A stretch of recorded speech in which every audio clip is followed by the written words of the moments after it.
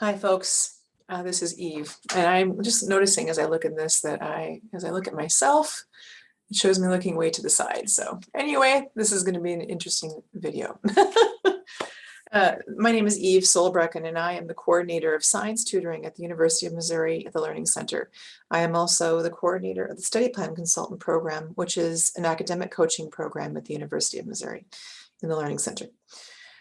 And this section of your tutor training is on study skills and learning strategies for your students and how you can embed that in your tutoring of content. There are going to be 4 areas that I talk about today, and you're going to have a few questions on the Canvas site for you to answer in response to this, and answer those questions. It doesn't ask for a lot, couple, 2-3 sentences in most of those questions. There's a handful of questions. I reduced the number of questions significantly today. Yay, because I noticed there was too much. So anyway, but you can also have those questions open right now as you watch this video, and you can sort of answer them as you go along. You can pause the video and think a little bit about what you do, because that's what the questions are a lot about, is how you're going to think about your students and their study skills and their habits, and how you can help them maximize their study skills and learning potential in their own unique way. So today we're going to talk about 4 things. One is identifying and addressing studentship skills issues that your students might have, and talking about ways that you can improve them, helping them improve them.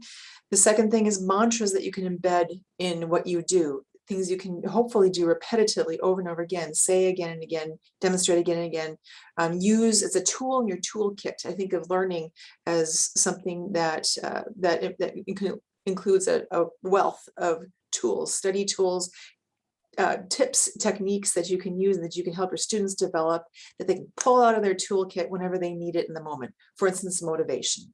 If I'm struggling with motivation, okay, where do I go for this? How do I improve my motivation? I know for me, this is going to sound terrible, but first of all, I get a cup of coffee. Make sure that you've got metabolic things addressed: sleep, eating, exercise. If you're dealing with something personal in life, try to address some of that and clear some of that out. Find a meditative state that you can clear your mind of other things going on in your life. There are things that I do. Then we're not going to talk about motivation today. Every one of these subjects that is included in the broader category of study skills and learning strategies, including motivation, study habits, just basic attendance, just getting to your class, using your written resources well, reading comprehension, note-taking, finding multiple other resources, addressing concerns with fellow students, working with fellow students in study, talking to the TA and the professor, and utilizing office hours well. There's a lot of areas that students can develop skills and study skills and learning strategies, and all of us can improve in many of them. And so it's important for you to identify those things in your students and to help them do that, especially if they're having a concern in something in their class. If they have a concern in their class, there's something there that there is a solution for. There's something that you've got to give them, and you want to try to find that. You're welcome to talk with me and any of the other coordinators about concerns that come up that you don't have a solution for, and that you're not sure how to address, or you feel like you tried something, it didn't work real well, and you need more ideas. It's also great role modeling for your student, because they're doing the same thing. If they have a problem, perhaps a bad habit that they've got, or a good habit they have yet to develop, and they're trying certain things that's not working, they can try something different. It's a good habit. It's a good pattern to show them that everything doesn't succeed right away, and everything, we all have 2 steps forward, 1 step back sometimes, and that's okay. So we're going to talk today about identifying and addressing the studentship skills and ways to improve the studentship skills. Secondly, mantras that you can embed in what you do, that you can say repetitively and use the repetition, because repetition is very important in learning anything, including studentship skills, and that you're going to help your students develop their own mantras. Thirdly, we're going to talk about outcomes at the end of the semester for your tutor, for your students. That would be a good goal for you to have. Goals, outcomes that you are looking for. What is it when you work with a student? You want to have all sorts of good outcomes. You want them to learn the content, right? You're a Tiger tutor, or a one-on-one tutor, or a small group tutor. You want them to understand the material that you're supposedly teaching to them, but you also have other outcomes that we're looking for. And honestly, the grade is not the end-all be-all. You are more here to teach how they can learn the content. So we'll talk more about that for number 3, outcomes that you're looking for. And fourthly, we're going to talk about sharing your experiences, but getting your students to share their experiences more. All right, first of all, so identifying and addressing their studentship skills, concerns, and how you can help them improve them. If you notice your student is struggling with something related to their class, you want them to talk more than you. This is going to be a common theme you're going to hear from me a lot. You want them to talk more than you. You want to identify what their struggle is. Say, what's going on? And you want to develop your own. You got to do you. You're going to have your own personality, but you want your focus to be on your student. I would also say you need to have good energy.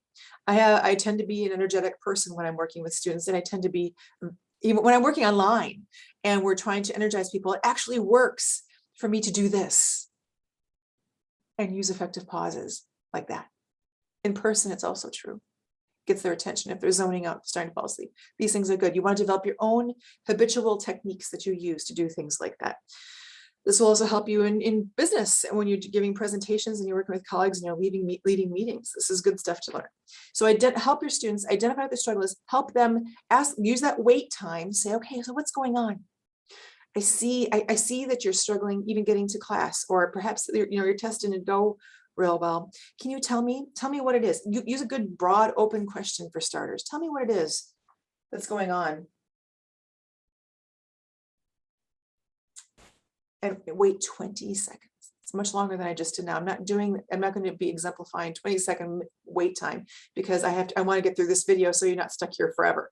But you're going to see that a lot. You want to incorporate lots of wait time. Embrace the silences. Your students are often, they haven't thought about this stuff necessarily before. They're not going to come out with an answer right away. This is true when you're tutoring. You want to give them time to think about it. Their brain has to mull it over. 20 seconds of wait time. Time yourself some time is a lot of time. So wait till they talk about it and then say, okay, all right. So maybe they say, I don't know what's going on. All I know is that when I try to study this material, I get overwhelmed, and it sounds like they have anxiety issues, right? You might be starting to identify they have some anxiety. Maybe where does their anxiety come from? So you want to ask them, okay, so has this always been a concern for you? Have you had this happen before? Is it with respect to this material? Is it with respect to the subject matter? Is it with respect to subject matter in general? Was this the way it was in high school? Is it a new thing in college? What concerns do you have about this? Why do you think it is? Why do you think you have this? And there's a zillion possibilities for what they're struggling with that you want to get to the root of. So ask lots of those questions and always use wait time. And you're going to have to embrace the silences and also embrace the fact that when you're working with a student, and let's say you're doing a one-on-one session for 15 minutes, you're not going to have enough time to get through everything you want to get through. And they're going to have to accept it. And you're going to have to accept it. But I promise you, I have literally never worked with a student ever where I have almost always end up working with students in covering less than we would have liked to have covered. But I've never worked with a student where they haven't been pleased that we took the time to give it the weight and the attention that it needs to get through something successfully, to help them feel better about things in the now, to give them some tools equipped to go out in the world and deal with issues that they're dealing with, and as opposed to trying to cover a smattering of things and not really giving them anything that they feel they can sink their teeth into and do something with. And they also feel compelled to come back and meet with you more. Because if you've done this for them in certain areas and given them some good places to start, they're going to want to follow up on it. This is going to be a safe place for them to come to talk to you. You want them to do that. So identify what their struggle is. What have they been trying to do to fix it? What has it been working for you? Has it not been working for you? Just tell me about that. Don't forget to give them the tell me about that question. Whatever your version is, but tell me about that. Okay. And then what happened? How did that feel? How would you like to have changed that? Then that's the next question. If you could wave a magic wand, and this is what I like to say a lot, you're going to have your own thing. You can use my magic wand question. It's fine. If you could wave a magic wand and make something change in your life that you think would most significantly, positively impact this problem you're dealing with, that would help you the most, what would it be? Something that's humanly possible, not superhuman, but something that you would just, oh God, if I just didn't have to work so much and I could get a decent night's sleep, I would feel so much better about my school. Okay, we can talk about that. We can work on that. We can strategize about that. If something like that, if you actually need any help coming up with some ideas of things to talk about, talk to one of the coordinators. You're welcome to talk to me. Okay, so for me, I have many mantras, and that's part 2 of this. Mantras are things that you think all the time in your mind. You maybe say all the time. You say to students repetitively, and things you want to instill in your students. Everyone has mantras. Everyone has that they tell themselves, things they tell themselves over and over and over again. Sometimes they're negative. Sometimes they're, oh, you're not going to be able to do this.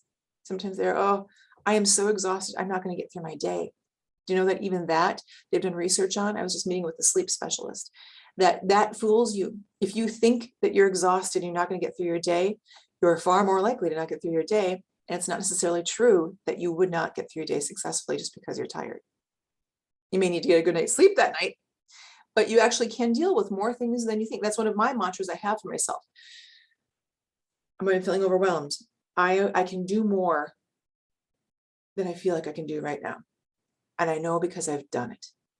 I've done more than this. I've dealt with worse. I've done more than this. I've overcome.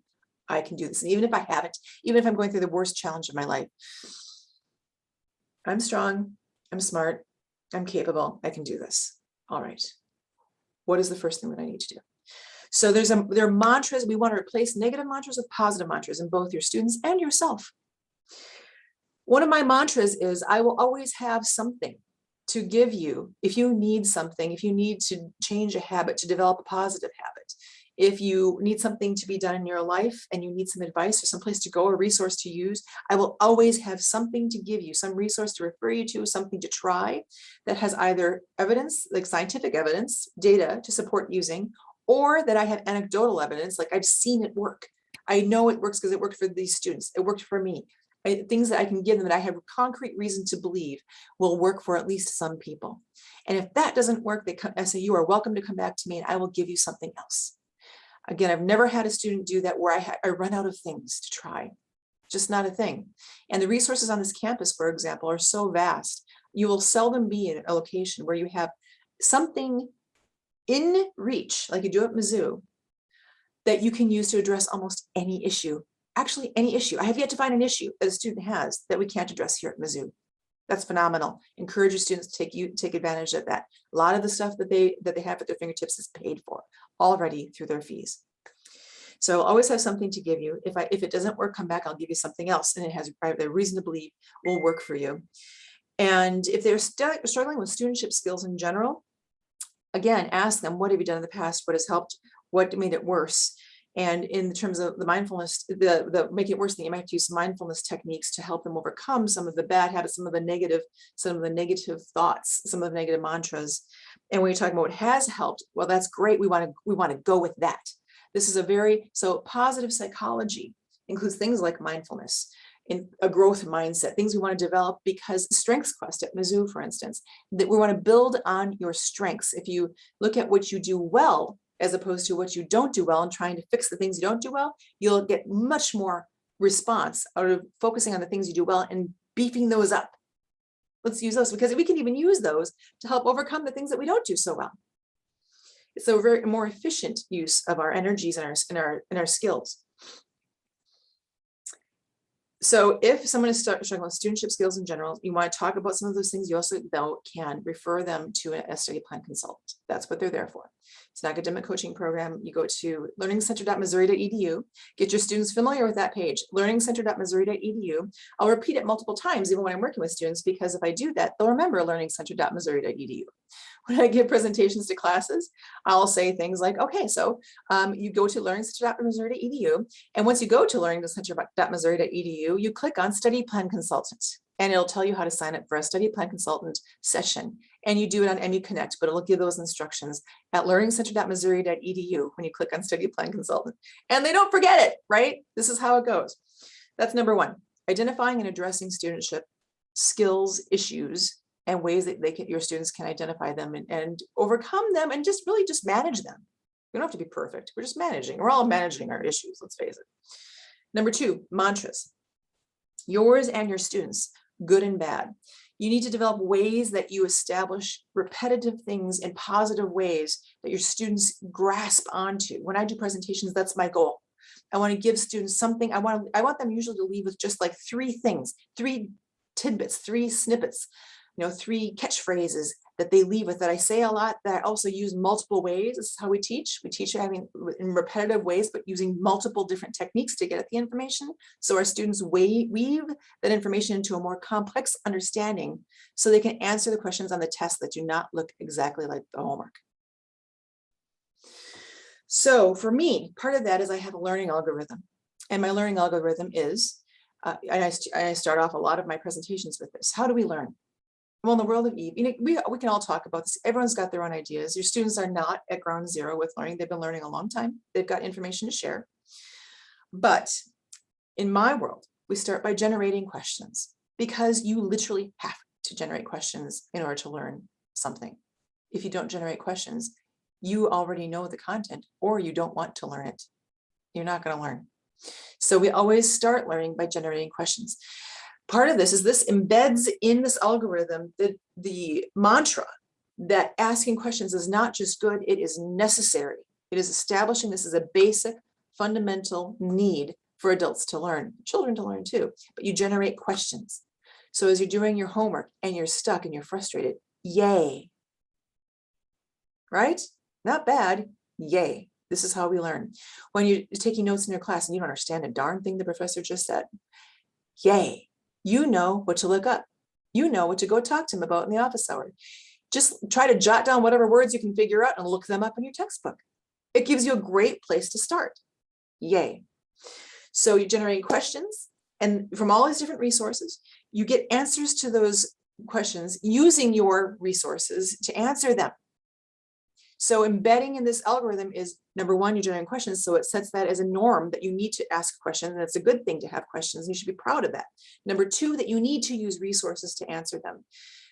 Well, I'll be talking about this shortly, but if your student leaves at the end of the semester better able to self-teach, even at the end of the session, better able to self-teach than they did when they first started meeting with you, you have done a great job. Part of that, though, part of self-teaching is reaching out to resources. You can't just pull the information from one part of your brain and pull it into another part of your brain when you don't have the information in your brain to begin with.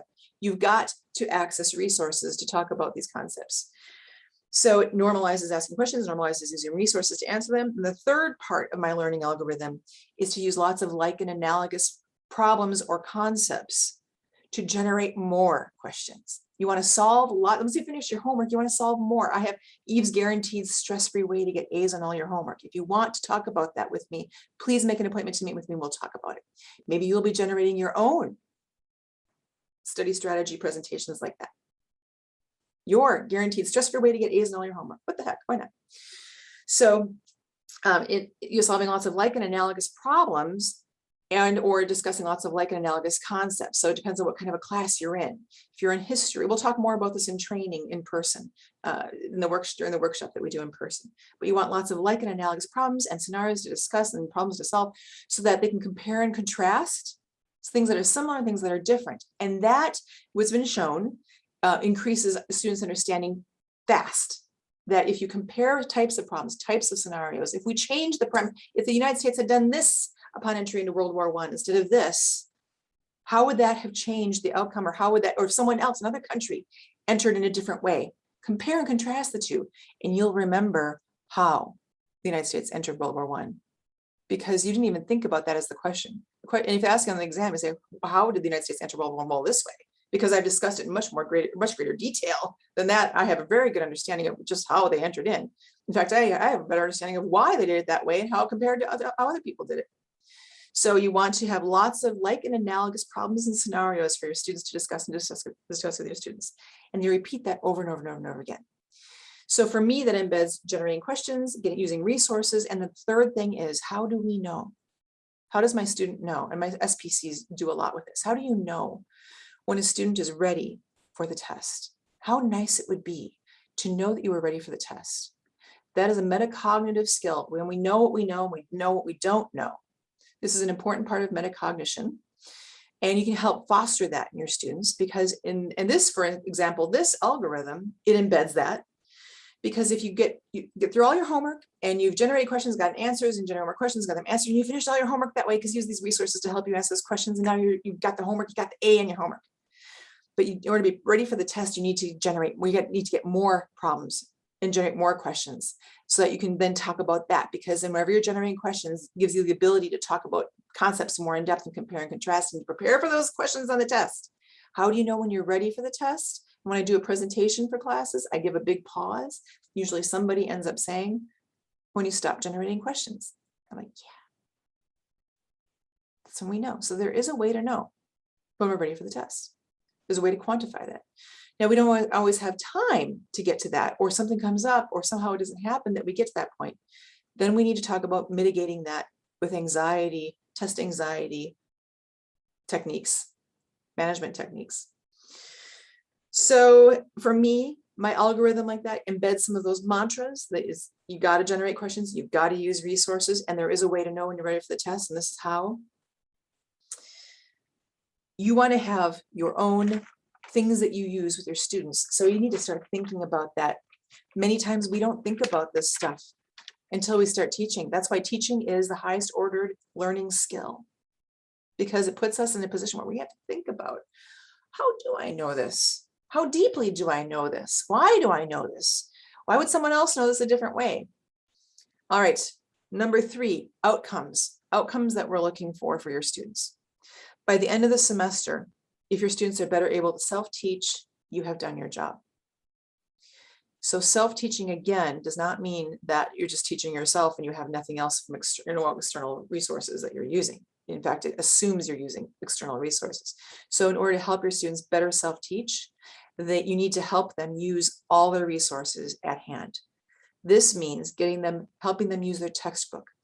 I've got something, and this is an important thing actually, if you struggle with this at all, and you're helping your students, talk to me about strategies for teaching students and how to utilize the textbook, how to improve their reading comprehension, how to improve their note-taking, and really for me, usually improving note-taking means improving your study of your notes and your usage of your notes. If you don't use your notes, you're going to have a tiny fraction of the utility that you would have gotten out of them if you had used them in more ways. So to help students self-teach, you want to help them use their textbook well. You want to help them go to professors' office hours and TA's office hours to answer those questions that they have generated. You want them to be aware of this process. I'm generating questions. This is a good place to go get those answers. You want them to be proficient at using the internet and know where to get the answers to the questions on the internet. What is trustworthy and what is not, right? The whole fake news versus real news thing. Triangulate their information, teach them to triangulate their information. If you see someone answering a question, especially in a blog, just somebody answering, oh, this is how I solved this problem, this is why it worked.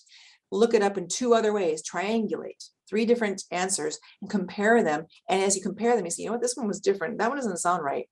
This other one made more sense. And this one confirmed it. And then when I solved it, it also worked. This is how you triangulate information. This is how we avoid misconceptions. And actually, misconceptions, again, are great because you're generating questions.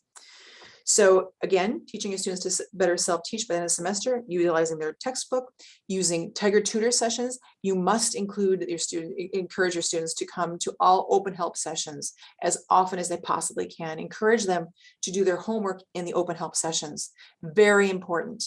The open help sessions are ideal places for your students to bring their homework and just sit there and do their work, whether it's in person, online, or whatever. Usually, we'll see. But anyway, we're hoping that they're going to be sitting there doing their homework. And whenever they have a question, they can just ask the students around them, ask the tutor, start a conversation about that. Did somebody else start working on this problem? What was it about that constant? Why do they use that constant? It's got so anyway, you can talk about these things with folks and get into those conversations. That is adding another dimension of how they're getting information so that they can weave it together in a complex understanding and answer a question on the exam. You want to help them use the SPC program as well. Hopefully, by the time they graduate, the SPC program, the State Planning Consultant Program, the tools that they give your students, the tools that you give your students in addressing studentship skills and issues and study strategies and self-teaching, they will have embedded these so that they are better learners. They're equipped to go to graduate school. They are equipped to go out to a career in industry or whatever it is they're going into. And when they get there, they're going to keep teaching themselves and they're going to keep progressing. Their knowledge is going to skyrocket because they have got this learning thing down. They have a system in their head and it works for them. That's what we want. Number 4, our 4th thing. You want to share your experience because you want to humanize yourself. And you also want them to know they're not alone. However, this is not your podium for you to talk about yourself. Sometimes I think we have to, it's hard actually for us to sometimes differentiate about when we're saying stuff about our experience that's helping our students and that they really want to hear, and when we're just sort of using them as a captive audience for our stories that we think are fascinating. This is not, this is about the tutor, this are the tutee. This is about your students. We're talking with them, the goals for them. And if you're losing them at all, if you're watching in their eyes and they're starting to fade at all, you have gone on too long. And maybe they don't really need to hear about the time when you were doing something in 5th grade and this happened. Maybe not. But if you need to have a relevant thing that can help them. So I have a thing that I did, and I could talk about this to you too if you want to sometime. But I mean, when I was in Organic Chemistry 1, I screwed up big time. And then when I got Organic Chemistry 2, I addressed it big time. And it's one of my favorite little stories for myself I like to share because it shows many things, one of which is using professors' office hours and TA's office hours. And using, especially though, putting together peer study sessions and using your notes effectively, the incredible outcomes that can come from that. So I use it as a hardcore example I have of how that works. So if my students are struggling with something that they might benefit from hearing that, I need them to know this can happen. It happened for me. I really screwed up in Organic Chemistry 1. I failed a final exam. Yep. I still did okay in the class, long story, but but I dealt with it. So you can have a story like that. You can have a story that is on point. But just to share your own, everyone will think this is a funny story because I think it's funny, or everyone will think that, oh my gosh, you poor thing, you had to go through that because I thought, oh my gosh, this is a terrible experience. I have to go through that. No, we don't need them to hear our gripes and our concerns, and we don't need to hear our joys even. I mean, we're not here to share our stories. We're mostly here to hear theirs. But share your stories, however, that are on point. What works for them when you're working with them is likely going to include a little bit of what's worked for you and a lot of what has not and what has worked for them. So keep that in mind. You want to do more talking you want them to do more talking than you. You want them to do more solving of problems than you. You want to have them do more writing than you. You want to have them do more diagramming than you. If you need to solve something from beginning to end, we'll talk more about this in in-person training, but if there are occasions you need to give a short little mini lecture or solve a problem all the way through, by the way, not homework, don't forget, it would be a like problem or an analogous problem that you would solve from beginning to end, then bring them back to the homework problem for them to do. And you can talk to them about it, but they got to do it. So you want them to do more than you. And your job is to draw out of them their skills, their success, their motivation, their pride in themselves, their excitement. I hate to say this, I thought this a lot. My students graduate, leave the end of the semester, and they don't think about me. They don't really care what's going on with me, or they don't think about me. They don't think about my wonderful stories and how great I am or something, but they think about their wonderful stories and their wonderful experiences and how great they are and how exciting their future is, and they've forgotten about me. My job is done. It's like being a parent kind of in that way. You're in it for them. Don't forget that. That's all I got. You got some questions to fill out online, and you all have a great day. You're always welcome to meet with me and anybody here at the Learning Center. We do this because we love it. It's definitely not for the money. Just like you. Have a great day. See you soon.